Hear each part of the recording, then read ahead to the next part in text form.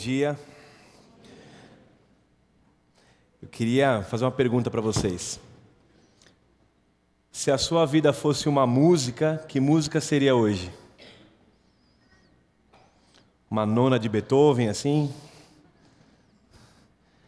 Como é que seria a canção hoje? Qual seria o tom da canção? Seria triste? Seria uma canção de preocupação, de confiança? A gente está abrindo hoje uma série nova chamada Canções da Vida. Canções da Vida. E essa série vai ser baseada em canções da Bíblia, que são os Salmos. Você tem um salmo predileto? Tem um salmo que você fala assim, eu amo esse salmo. Eu até perguntei aqui alguns. Quem é o predileto? É o 23. Deixa eu ver as mãos. 23. Olha só, tem pouca gente do 23. E o 91? Está aberto na sua casa, lá. A Bíblia empoeirada para proteger do mal. 91. Pois é.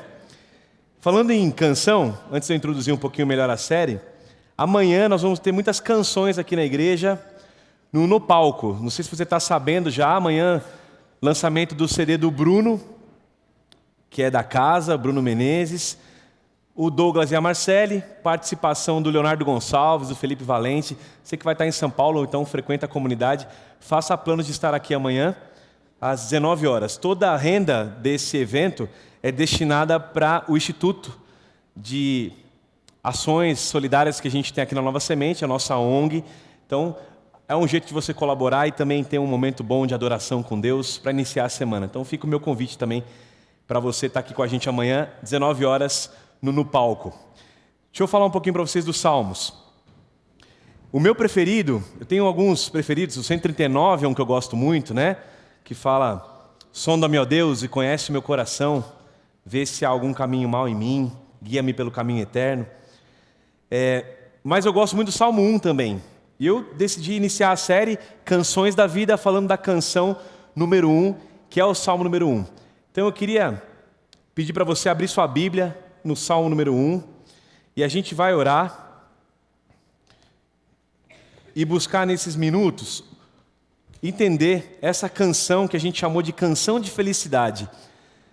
Deus não expressa métodos de felicidade na Bíblia, não tem passos para a felicidade, mas Ele descreve a qualidade de gente que é feliz. Ele descreve o comportamento, descreve a natureza de gente que é feliz. Esse salmo fala de um caminho de um homem feliz e de um homem que tem no final de sua vida a infelicidade de ser tornado como palha, o ímpio. Então nós vamos falar sobre o Salmo número 1. Vamos orar? Deus eterno, mais uma vez nessa manhã, a gente pede a Tua palavra, Pai, para que ela venha através dessa palavra que leremos, e essa palavra que tem poder para transformar a nossa vida, que é a Tua voz, que ela encontre um lugar bem seguro no nosso coração, bem disponível e bem suscetível ao Te ouvir e responder hoje, mais uma vez, o quanto a gente ama fazer a Tua vontade, Pai. Dá essa experiência para cada um de nós, para que o Seu nome seja glorificado e para que o Espírito Santo, Senhor, tenha liberdade de nos convencer e de nos converter no Teu sonho para a nossa vida mais uma vez, Senhor. Oro agora pedindo essa iluminação, em nome de Cristo Jesus. Amém, Senhor. Amém. Antes de você ler o Salmo número 1, deixa eu dar algumas informações sobre o livro de Salmos, que são importantes. O livro de Salmos, a começar pelo nome, Salmos também pode ser traduzido como saltério, ou como a expressão diz, canção entoada com acompanhamento de instrumento de corda. Ou seja, salmo ou saltério, que era o nome, é uma canção mesmo, literal, que é cantada com acompanhamento de instrumento de corda. Outra versão diz que é um canto com acompanhamento musical. Então, salmo, em sua essência, é uma canção. Por isso a série Canções da Vida. Nós vamos passar 10 semanas falando sobre 10 canções dos Salmos. Canções de arrependimento, canções de vitória, canção de proteção, canção de fé, de unidade e hoje, canção de felicidade. Então, Salmos são canções. Na Bíblia hebraica, o título que é usado na palavra original Terrilim, ou seja, louvores, o livro dos louvores. Então você vê que a expressão tem tudo a ver com música. Para quem gosta de música e já leu o livro de Salmos, é ali talvez que seja mais traduzida essa ideia de que as pessoas cantavam, louvavam a Deus, e os salmos eram usados para liturgia também, eram cantados nos cultos, eram cantados em algumas liturgias judaicas. Até hoje, em algumas das liturgias, canta-se salmos literais, inteiros, assim. Talvez a gente traga um salmo aqui para você ouvir como é cantado, muito inspirador você ouvir a palavra de Deus sendo cantada. E eu me pergunto muitas vezes como é que seria o som e a música desses salmos, né? Como seria a melodia desses salmos. Fato é que não são todos de Davi. Se você achava isso, não são os salmos de Davi. São 150 salmos, mas Davi fez 73 deles. Então, Davi só escreveu 73, outros autores escreveram os salmos. Por exemplo, Asaf, Coré, Moisés escreve um salmo. Moisés, o profeta, escreve o Salmo 90, é o Salmo de Moisés.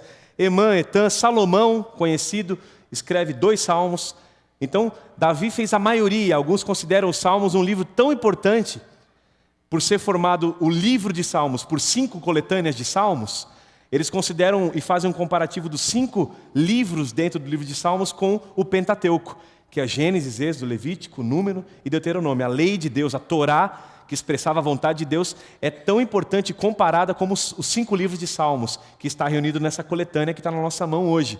Então, alguns dizem, Deus inspirou Moisés a escrever a lei, ao Pentateuco, e inspirou Davi, que é o que mais escreve, a escrever e a compilar, né, o livro de Salmos. Mas não foi Davi que compilou. Ele deu a sua contribuição e mais à frente, alguns atribuem essa compilação a outros profetas, como Esdras, Neemias, até Ezequias, o rei. Ali houve uma compilação dos 5 livros de Salmos. Então, algumas informações importantes para você saber. É um livro de música, são cânticos, ok? A sua ênfase é um livro de louvores. Foram vários autores que escreveram, dos quais Davi escreve a maioria. E teve um teólogo que fez uma pesquisa em cima do livro de Salmos, bem interessante. Ele colocou que o livro de Salmos aproximadamente trata de 120 emoções humanas. Então, por exemplo, depressão, o Salmo fala disso. Alguém teve depressão nos Salmos. Comemoração, celebração, está repleto de celebração. Né? Arrependimento, quando você sente, tem nos Salmos. Vitória, conquista, vários sentimentos humanos. Mais ou menos 120 ele colocou, foram catalogados. Então, o Salmo, gente, o livro de Salmos, é o livro que mais abrange, talvez, de maneira explícita, que parece um diário, não é isso? Quando você lê um Salmo, parece um diário. Alguém escrevendo assim, minha alma está profundamente triste, eu estou profundamente feliz, minha alma está sorrindo, eu deitei, peguei no sono. Sabe, essas coisas que parecem literalmente um diário. Alguém sentou e escreveu aquilo ali, uma canção, e a gente então acha muita identificação com os Salmos por ele ser tão pessoal e abranger tantas dimensões da vida humana. Então vamos ler o Salmo 1 e tentar entender essa canção de felicidade. Vou ler na íntegra, na versão talvez mais antiga que a gente conhece, Almeida, revista e atualizada. Por ser atualizada, ela ainda manteve também o original desse salmo, que foi o que eu decorei quando era pequeno. Bem-aventurado o homem que não anda no conselho dos ímpios. Esse homem, ele não se detém no caminho dos pecadores e ele não se assenta em roda de escarnecedores. Antes, o seu prazer está na lei do Senhor, e na sua lei ele medita de dia e de noite. Esse homem é como uma árvore plantada junto à corrente de águas, que no devido tempo dá o seu fruto e cuja folhagem não murcha, e tudo quanto ele faz será bem-sucedido. Os ímpios não são assim. Eles são, porém, como palha que o vento dispersa. Por isso os perversos não prevalecerão no juízo, nem os pecadores na congregação dos justos. Pois o Senhor conhece o caminho do justo, mas o caminho dos ímpios, esse caminho vai perecerá. Esse salmo é tido como uma introdução de todos os outros salmos. Desse livro primeiro, que vai até o capítulo 41, esse primeiro livro de Salmos, Davi escreve 37 deles, e esse salmo serve como uma introdução, ele vai dar o tom dos salmos. Ele fala sobre a vida do justo e a vida do ímpio, e o juízo de Deus, e qual a qualidade de vida que esses dois homens desfrutam, como se parece essa vida. E os símbolos que o salmista escolhe são símbolos muito especiais, são símbolos muito pensados ao ele descrever como é esse tipo de homem. E eu separei aqui, gente, para a gente poder ajustar um pouquinho melhor o Salmo, 3 ideias de como o justo, que é narrado aqui, que é chamado de feliz, de bem-aventurado, como é que ele vive, segundo esse Salmo. Então eu queria que você pensasse na tua vida, na tua caminhada. Se você é essa pessoa, se você tem essa qualidade de vida, se você rege a sua vida e caminha baseado nesses valores que esse homem justo, segundo a Bíblia, carrega e vive. Então, primeiro deles, o caminho do justo é sempre um caminho que está na contramão do que o mundo diz. O caminho do justo, quero que você pense na tua história, ele está sempre na contramão direta daquilo que o mundo prega. Então o termo que ele usa no verso 1, e deixe sua Bíblia aberta para você acompanhar, ele diz assim: feliz é o homem que não anda na maré, que não anda segundo o conselho, e aqui ele traz a ideia do pensamento, ele não atende ao conselho, a categoria do pensamento, não é o pensamento do ímpio que molda a mente desse homem. Ele não se detém no caminho dos pecadores, ou seja, ele não anda, ele não se porta, o estilo de vida dele, o que ele pensa e o que ele faz, o seu comportamento, não manifesta o que o resto do mundo manifesta. Esse homem tem uma diferença. E terceiro passo, uma progressão, ele pensa diferente, ele age diferente, e ele não permanece, ele não se assenta, ele não toma parte na mesa de gente que escarnece de Deus. Ou seja, esse homem, ele está constantemente no que ele pensa, no que ele age e na sua identidade, o lugar onde ele pertence, onde ele permanece, se sente à vontade. Essa roda desse homem não é roda de gente que escarnece de Deus, não é conselho de ímpio e não é caminho de pecador. Esse homem ele vai na contramão literal de um processo que a Bíblia vai fazer aqui propositalmente, um processo de degradação espiritual. Né? Eu penso segundo o conselho do mundo. Quando eu falo mundo, você entende aquilo que é ante o reino de Deus, os valores que subvertem os valores que Deus propõe para a gente.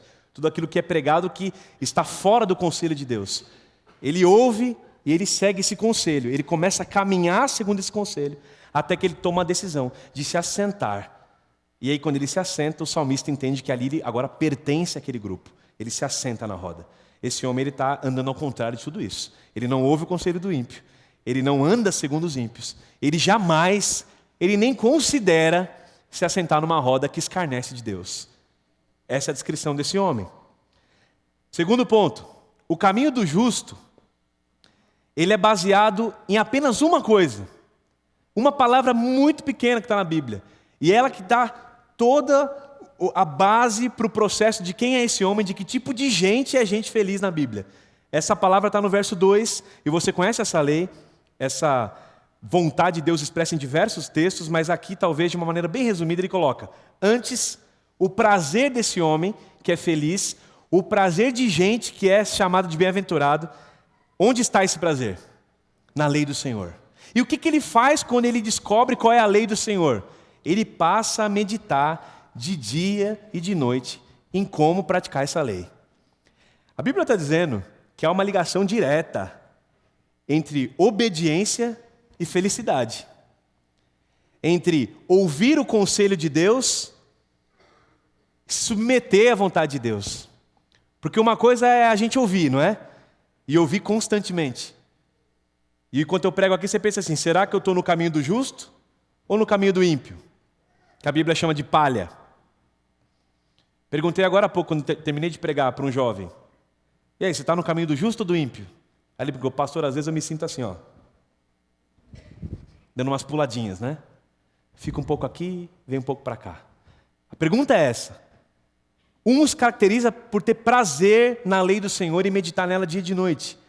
E eu entendo a lei do Senhor, gente, numa palavra que me ajuda muito a ampliar o sentido de lei. Não como regra, mas talvez como a gente falou, um código que a gente nasceu para viver aquilo. Eu entendo a lei de Deus como a vontade expressa do Senhor. A lei de Deus como o seu caráter manifesto. A vontade para a gente poder viver aquilo. Ele tem um desejo para o nosso coração. Esse camarada do Salmo, ele tem prazer em amar o Senhor. Ele tem prazer em dedicar a sua vida, sua carreira, sua família, seus filhos, seu relacionamento, para agradar ao Senhor. para fazer a vontade de Deus em todas as esferas da vida dele. E para fazer isso, ele medita dia e noite na vontade de Deus. E aí eu fui entender o que era essa palavra meditar, para poder não ficar aquela coisa assim, você vai para a tua casa, senta lá e fica pensando na lei de Deus. E isso vai te transformar. Não é só isso. O meditar aqui está diretamente aplicado a como eu vou realizar a vontade de Deus na minha vida. Então, a palavra meditar é mais ou menos assim, para o judeu. Quando ele medita, ele fala baixo consigo mesmo. Meditar é falar baixinho consigo mesmo. O termo é dizer em voz baixa e suave. É quando você fala assim, meu Deus, o que eu faço agora? Não é isso? Meu Deus, como é que eu vou amar essa mulher agora? Meu Deus, como é que eu faço para cumprir esse teu desejo agora, Pai? Senhor do céu, isso é meditar. Aí um rabino falou algo tão interessante. Ele diz assim, se falarmos com o Senhor sobre a palavra do Senhor, sobre a lei, a vontade do Senhor, a palavra do Senhor vai nos falar sobre o Senhor. Se falarmos com o Senhor sobre a sua palavra vai nos falar sobre Ele. Ou seja, se eu acordo de manhã e trago no coração, como Davi falava, eu escondo a tua palavra no meu coração, ela está nos meus lábios constantemente, e eu vou meditando nela de dia e de noite, falando baixinho, comigo e contigo, para que de alguma forma o que eu falar, ao ato de eu meditar, a tua palavra vá falando comigo também. Isso é meditar na lei do Senhor, de dia e de noite. Perguntar para Deus assim, Senhor, qual é a tua vontade? Em tudo que você faz na vida. Ter prazer em cumprir a lei do Senhor que diz, você vai me amar, filho, acima de todas as coisas. Você vai me amar como o único na sua vida, você vai me amar como o primeiro. Esse é o caminho de quem é feliz na Bíblia. É aquele que cumpre, tem prazer em realizar isso. Em amar pessoas segundo Jesus pediu. Em perdoar pessoas segundo Jesus pediu. Em realizar a vontade de Deus em todas as esferas da vida.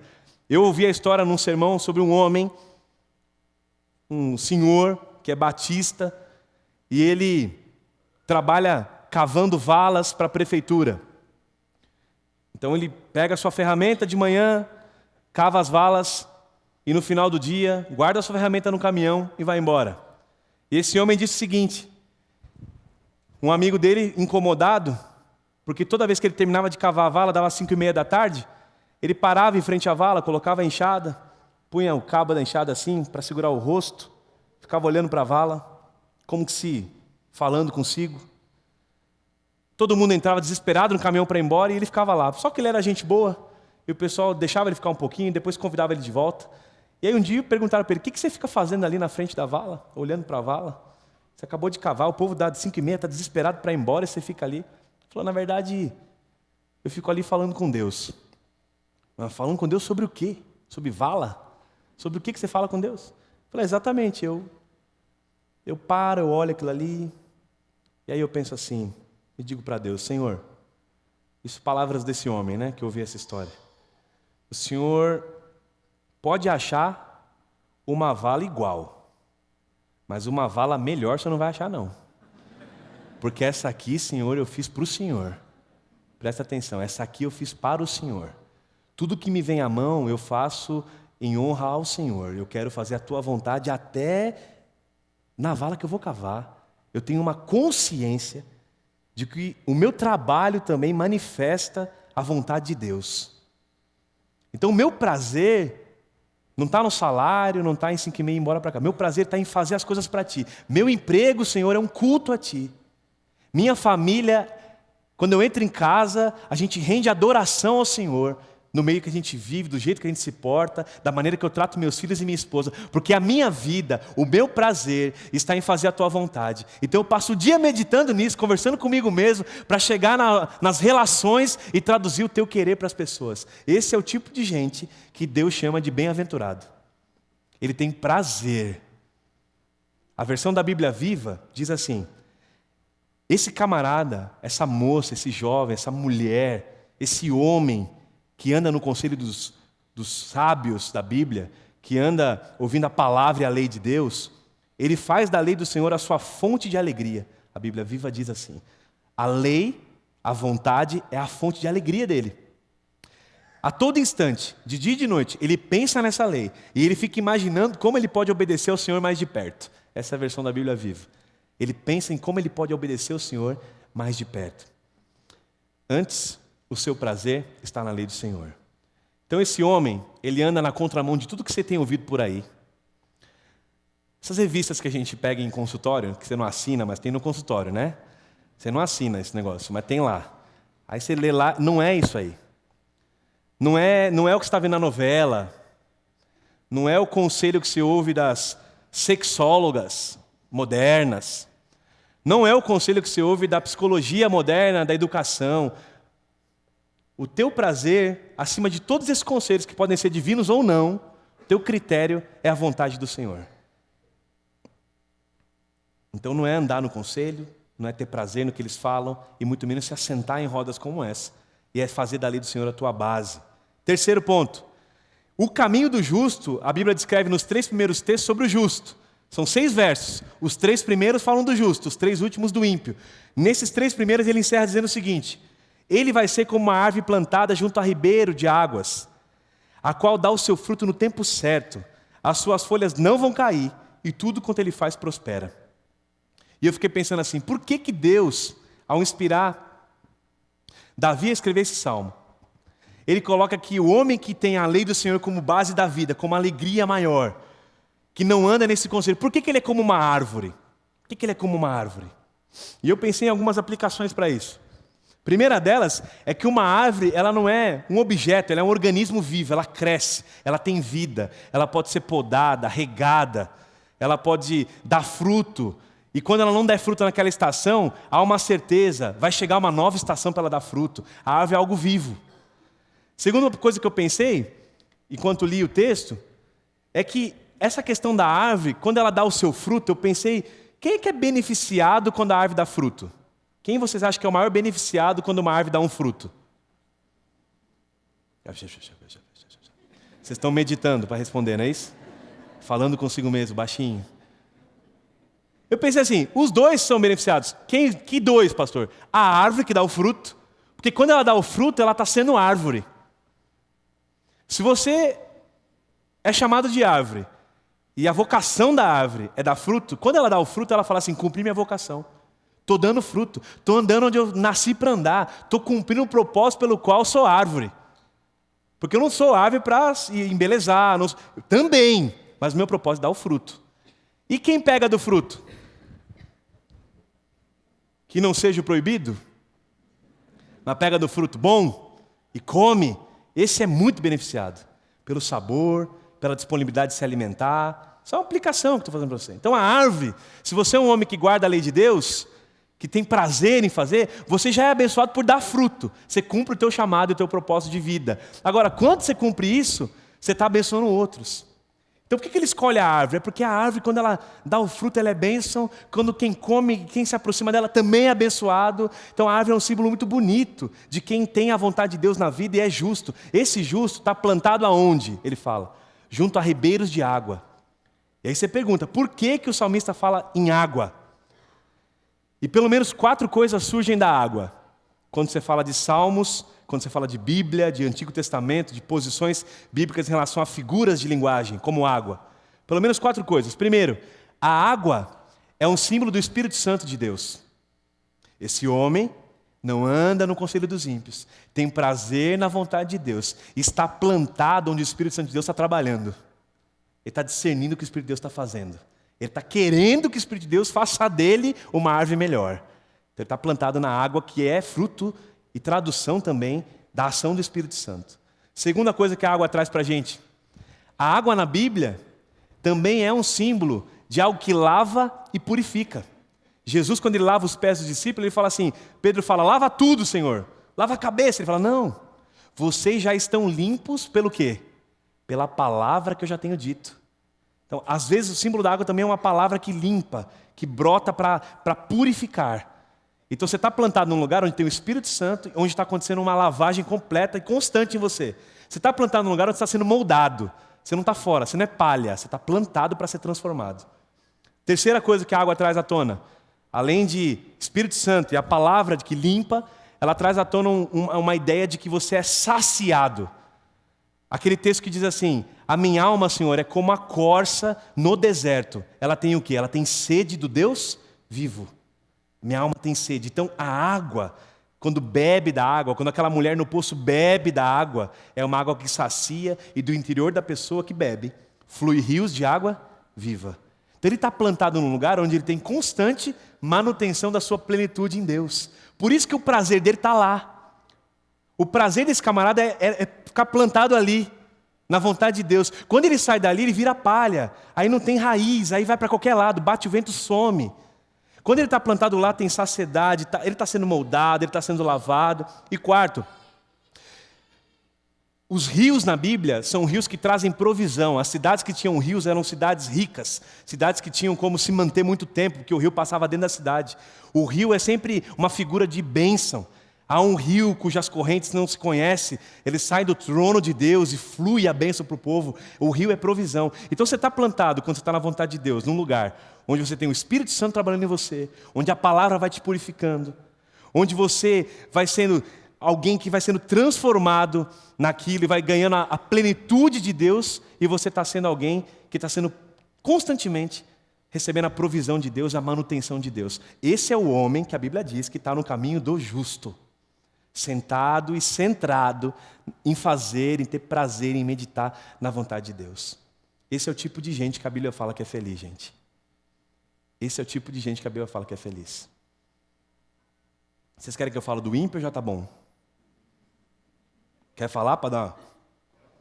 Fala ou não fala? Fala, prega, pastor. É. O ímpio é o seguinte: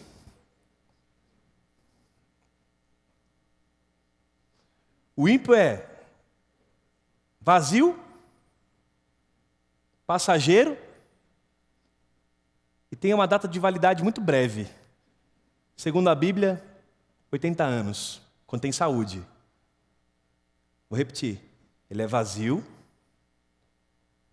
passageiro, e a data de validade desse ímpio, segundo o texto, é muito breve. Com muita saúde, ele chega a 80 anos. Essa é a vida do ímpio. Aí a vida do ímpio é assim, ó, verso 4. Os ímpios não são nada disso que eu falei agora.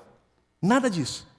Não estão plantados, não tem bênção, não tem a completude de ser bênção para alguém, eles só querem ter, não dá fruto, anda no conselho, se assenta em rodas que escarnecem. É tudo o contrário. Ele fala assim: não são assim os ímpios, mas são como moinha ou palha que o vento espalha. A figura da palha aqui, gente, é o trigo debulhado na mão de uma senhora sendo peneirado. Ok? Então quando eu estou fazendo assim com o trigo, quando bate o vento, a palha já espalha. O que é palha vai, o que é trigo fica. Apesar do trigo conviver com a palha há muito tempo, o vento é o elemento que faz acontecer e mostrar quem tem raiz e quem não tem. A árvore, ela é plantada e diz que pode vir tempestade, pode vir seca, mas a folha nunca murcha. E o fruto vem sempre no tempo certo. O ímpio não sabe o que é dar fruto. O ímpio não sabe o que é esperar o fruto. Deixa eu dizer uma coisa para vocês nessa parte aqui, só um parênteses. A árvore é um símbolo de algo que cresce, que é moldado, que é transformado, você vai vendo o crescimento dela. O fruto, gente, vem no tempo de Deus. Mas uma coisa é certa, ele vem. Alguns de nós somos desesperados para dar fruto. Você não é árvore transgênica, árvore montada em laboratório, não. É processo natural. Você está plantado na vontade de Deus? Estou, pastor. Meu prazer é a lei do Senhor, pastor. Meu prazer é a vontade de Deus. Então saiba de uma coisa. Pode vir o que vier na sua vida. Sua flor não murcha. Sua folha não murcha e o fruto vai vir no tempo de Deus na tua vida. Essa é a aplicação. O ímpio dá ouvido ao conselho de ímpio. Não tem plenitude nunca. Está sempre vagando atrás de preencher esse processo. Não está plantado em lugar nenhum. O vento sopra, ele vai. Perde de experimentar a vontade de Deus.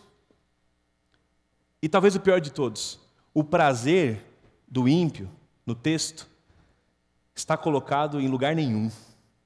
Não tem fonte de alegria. Não tem lugar onde manifesta, é aqui a minha prioridade, é aqui que eu vou me deleitar, é aqui que eu vou ficar, é aqui que eu pertenço. Não tem. Quando fala que é como palha, é porque onde sopra e está dizendo que ali vai ter prazer, é ali que eu vou. É ali que eu me desfaço. Não tem a base que o segundo salmista, o justo, tem.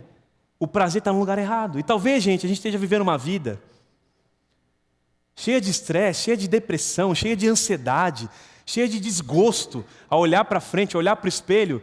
E aí Deus olha para você e fala assim: filho, o negócio é o seguinte, o teu prazer está no lugar errado, você não está entendendo qual é o caminho que eu estou propondo para você. Está tudo errado onde você está colocando a expectativa, o prazer, não é ali. Esse é o caminho que é palha, que desfaz. Eu quero te fazer a árvore plantada na minha presença, onde eu vou te moldar. Então, às vezes, a gente vive uma vida medíocre, no que se diz respeito à relação, a sucesso, a casamento, a relacionamento, porque a gente coloca o prazer no lugar errado. E eu vou terminar dizendo uma coisa, queria que você pensasse comigo. Esses caminhos estão colocados na nossa vida o tempo todo. Só dá para ver de um jeito, não tem terceiro caminho. Ou você vive segundo o caminho do justo, ou você anda hoje aqui segundo o caminho do ímpio. Pergunta elementar que o sermão tem que trazer para nós: em qual caminho você se encontra hoje? Em qual caminho você se deleita hoje? Quando eu falo de relacionamento, qual caminho você escolhe? O do rancor, o do ódio, o do não perdão? Ou você escolhe o caminho que o homem que medita de dia e de noite na vontade do Senhor, ele fala: eu quero praticar isso aqui. Aí você escolhe o caminho do perdão e liberta pessoas, liberta fardos interiores, se cura. Pensa assim, no meu relacionamento, que caminho eu tenho escolhido? Lá em casa. No meu sucesso, na minha carreira, pastor, que tanto me atormenta nesse mundo que a gente vive. Que caminho eu estou escolhendo? Será que eu estou ouvindo o conselho dos ímpios sobre sucesso?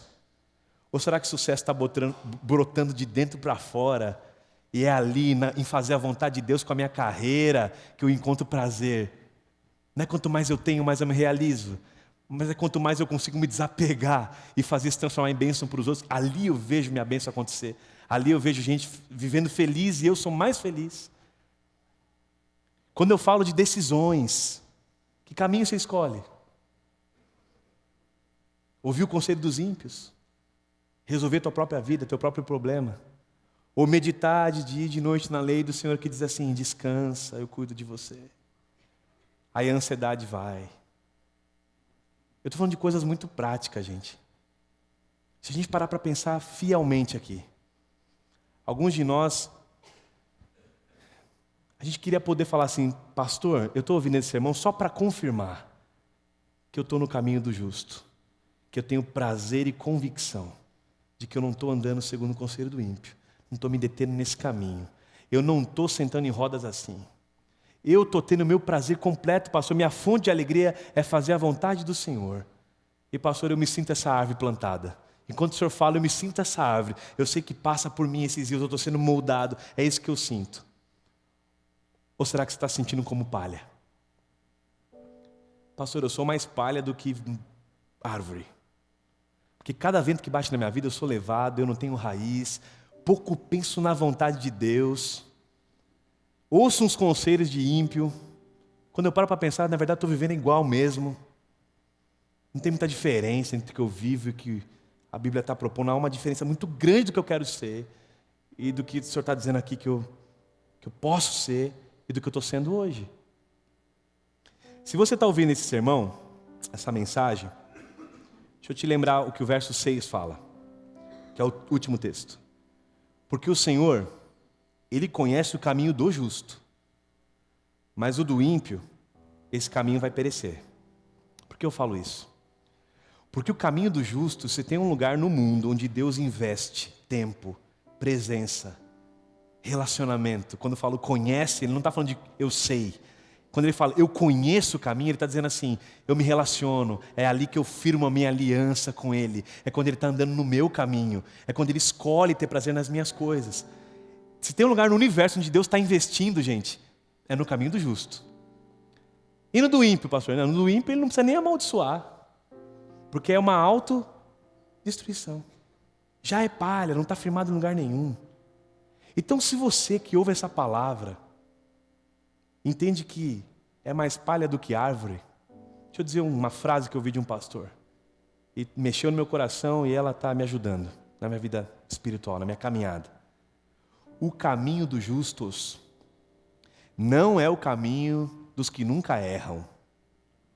O caminho dos justos é o caminho de quem ouve essa palavra aprendeu que tem que sempre se arrepender. Vou repetir. O caminho dos justos não é o caminho dos que nunca erram. O texto não diz isso. O texto não diz isso. O caminho do justo é o caminho dos que aprenderam a sempre se arrepender. E de arrependimento em arrependimento, Deus vai moldando e plantando você no centro da vontade dele, dizendo, é isso aqui que eu sonhei para você. Sabe quando vem do céu uma voz e fala assim, este é o meu filho em quem eu tenho prazer? Lembra dessa cena? É o tipo de gente que Deus quer fazer. É o gente que coloca o prazer em amar o Senhor. Em fazer da vida culto. Quando o culto começa é quando a gente sai lá, né? Abre essa porta, eu vou te dar um abraço.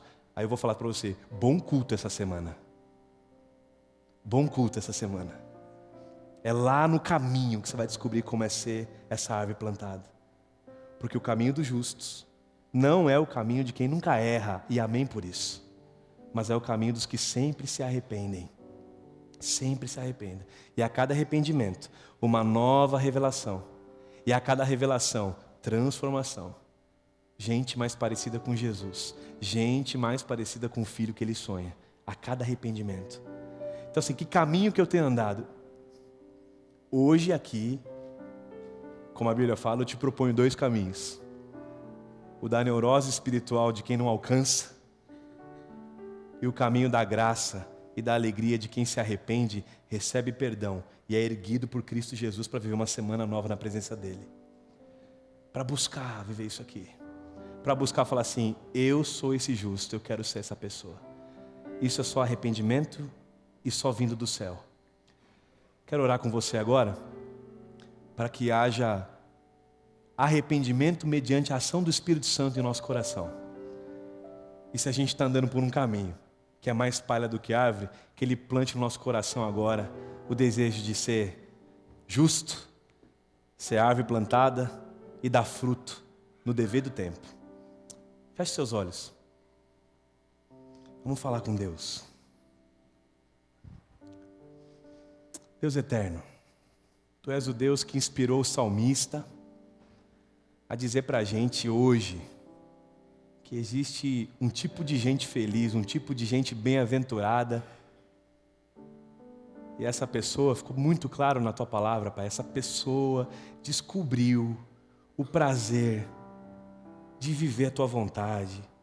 E é nessa vontade que ela medita de dia e de noite, Pai. E eu te peço, em nome de Jesus, dá essa experiência para a nossa igreja, Senhor. Dá essa experiência para quem está ouvindo essa mensagem. Se está colocando o prazer no lugar errado e está virando palha, com prazo de validade de 80 anos nessa terra, em nome de Jesus, Pai, faz a gente voltar para o Teu caminho, Senhor. Caminho onde a gente fica plantado na Tua presença. Caminho onde a gente é lavado, caminho onde a gente é renovado, caminho onde a gente é saciado de plenitude de dentro para fora, caminho onde a gente é transformado num filho que o Senhor sonhou.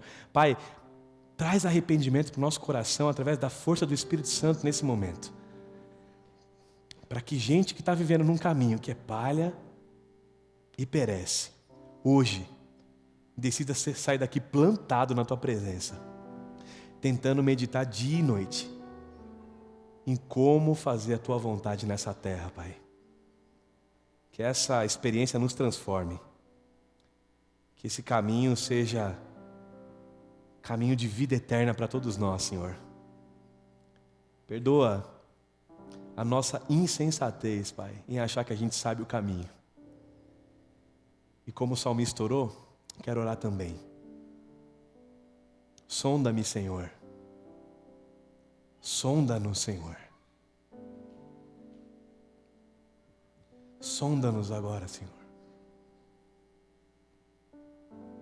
Vai lá no fundo da alma.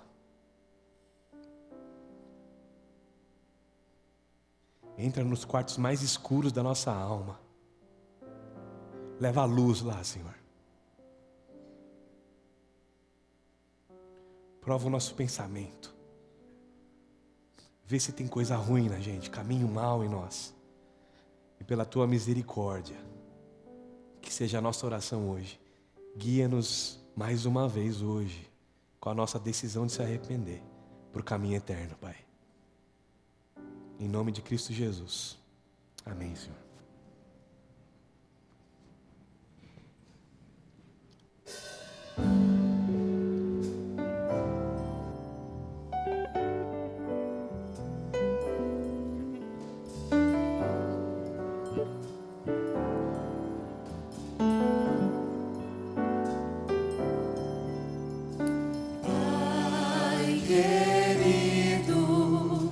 Obrigado pelos planos, grandes sonhos especiais pra mim.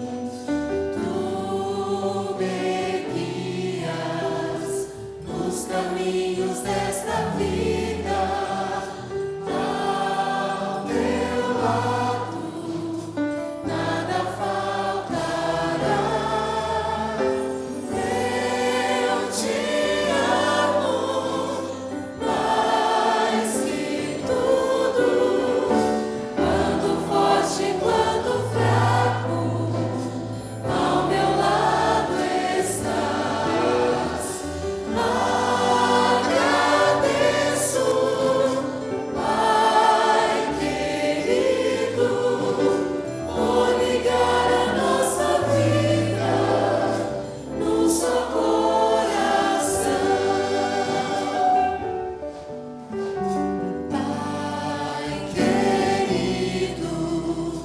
Obrigado pelos planos, grandes sonhos especiais pra mim.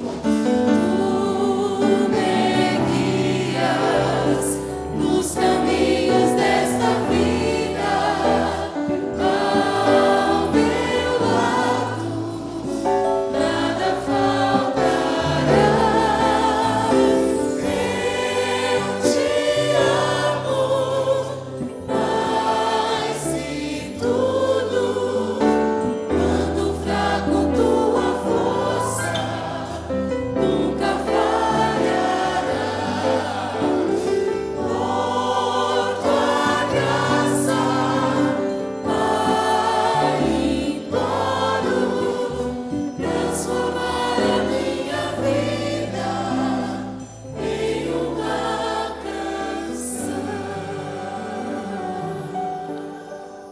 Feliz é o homem que não anda segundo o conselho dos ímpios, não se detém no caminho dos pecadores, nem se assenta em roda de escarnecedores. Antes, o seu prazer está na vontade do Senhor, e na sua lei medita de dia e de noite. Pois ele será como uma árvore plantada junto a ribeiros de águas, o qual dá o seu fruto no tempo certo. As suas folhas jamais cairão, e tudo quanto ele fizer prosperará. Que Deus nos faça assim.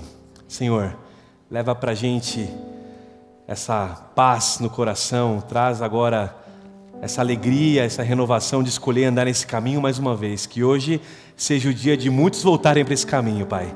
E que a nossa semana seja como essa árvore, plantada na Tua presença. E que a gente dê fruto, e fruto que permaneça para a Tua glória. Em nome de Jesus. Amém, Senhor. Amém. Abraça quem está do seu lado aí. Boa semana, árvore de Jesus. Dá um jeito aí.